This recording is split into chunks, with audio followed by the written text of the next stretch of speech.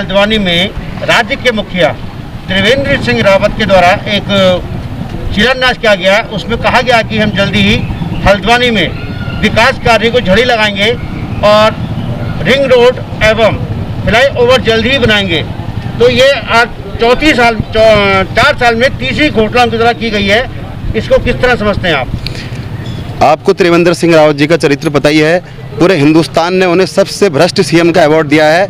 वो अपनी घोषणाओं से लगातार पलटते रहते हैं, रोज नए नए झूठे झूठे वादे करते रहते हैं और जब होश में आते हैं तो फिर उन्हें शर्म आती है अपने किए गए फैसलों पर। 4 महीने पहले नगर निगम में एक बोर्ड की मीटिंग हुई थी जिसमें आपके प्रस्ताव रखे गए थे कि दमोह डोंगा में नालियाँ, पथ प्रकाश और सड़कें बनाई जाएंगी। तो वो जो आपका पत्र था उसमें कितनी कार्रवाई हुई?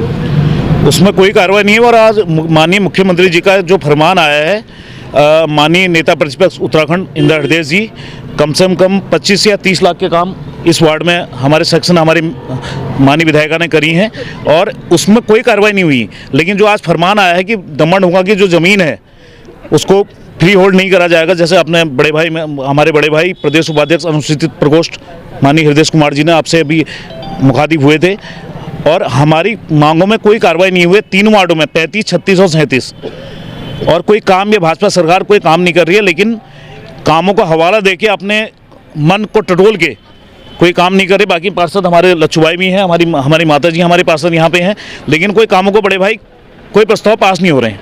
वहीं बात की जाए नगर निगम के मेयर जोगिंदर पाल और बाकी जोगिंदर पाल जी जो काम कर रहे हैं अपने पार्षद के खिलाफ, जो आपने बीच में अभी कुछ मामला सुना होगा, जो अभी लेटेस्ट कोई मामला था, अपने पार्षद के पक्ष में उन्होंने बैठने का काम करा है। बहुत उन्होंने ऐसा काम करा है कि इस भाजपा सरकार ने कि सरकार भी हमारी, चिट भी हमारी, पट भी हमारी, उन्होंने जो बैठने का काम करा है। बाकी हमने शब्दों को यहीं विराम देके बाकी लच्छू भाई को मैं कहूँगा कि आप वहाँ पे आएँ। तो के माध्यम से मालूम पड़ा है कि दमोह डोंगा को मालिकाना हक देने से मना किया गया है। इसमें क्या कहेंगे आप? इसमें यही कहेंगे कि हम ये बीजेपी का हमेशा का ही इस तरीके का वातावरण रहता है कि ये दमोह डोंगा एक बहुत पुराना, कम से कम ये मान के चले 50-60 पुराना साल वर्ष पुराने लोग यहाँ पे रहते हैं। ये हर इलेक्शनों में यही कहते हैं कि हम ये करेंगे वो करेंगे। जैसे कि मैडम जी माननीय विधायक जी द्वारा ये 2016 में इसको वन क्षेत्र से मुक्त करा दिया गया था। फिर इनकी कल पता चला कि हमें कि दमोह डोंगा फिर इनने वन क्षेत्र घोषित फिर दोबारा कर दिया गया है। इसको सुन के ज़रा ठेस लगी हमें। काफ़ी संख्या में लोग भी, भाई लोग भी हैं। अभी इसके आगे लड़ाई जारी रखेंगे। दमोह डोंगा को एक राजस्व ग्राम सभा घोषित करने के लिए हमारी एक मांग है कि दमोह डोंगा राजस्व ग्राम घोषित हो, गाँव के क्षेत्र की जनता को सुविधा मिले। सुविधा यहाँ पर कुछ नहीं है और नगर निगम में तो डाल दिया है, पर नगर निगम में यहाँ से कोई सुविधा नहीं है अभी तक। मेयर जी द्वारा तो अब हम आपको क्या बताएं, पूरी 60 वार्ड है नगर निगम हल्द्वानी में। 60 के 60 वार्डों में पार्षदों को पता है कि क्या कार्य हो रहा है, क्या कार्य नहीं हो रहा है। दमोह डोंगे की सड़कें ऐसी हो चुकी हैं कि आदमी तो छोड़ो, खच्चर भी चढ़ने में परेशान, इतनी दिक्कत है। मैडम जी द्वारा कुछ रोडें तो बनाई गई है विधायक जी द्वारा क्षेत्र में, जिससे कि लोगों को आसानी हो, पर मेयर साहब द्वारा एक तरफा ही काम हो रहा है। जैसे 2022 नज़दीक है, चुनाव भी नज़दीक है और ऐसे में कोई काम अभी तक यहाँ पे नहीं हुआ है, तो क्या जनता अपने वोटों से इसका जवाब देगी? बिल्कुल देगी। ये 2022 में जनता दिखाएगी कि बीजेपी को क्या है।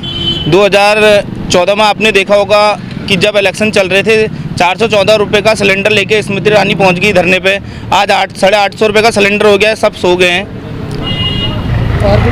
पुतला दहन किया गया है।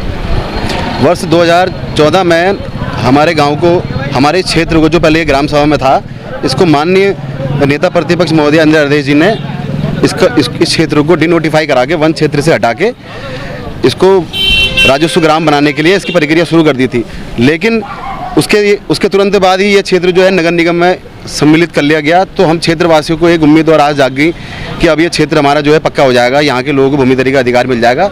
लेकिन आज इस तानाशाही सरकार और इस भाजपा सरकार का हम सभी क्षेत्रवासी को अखबार के माध्यम से ये मालूम चला कि हमारे क्षेत्र की जो भी बंदोबस्ती की जो भी यहाँ पर जो प्रक्रिया की जा रही थी उसको रोक दिया गया है और हमारे क्षेत्रवासियों को यहाँ का मालिकाना हक दिलाने से ये सरकार जो है रोकने का काम कर रही है।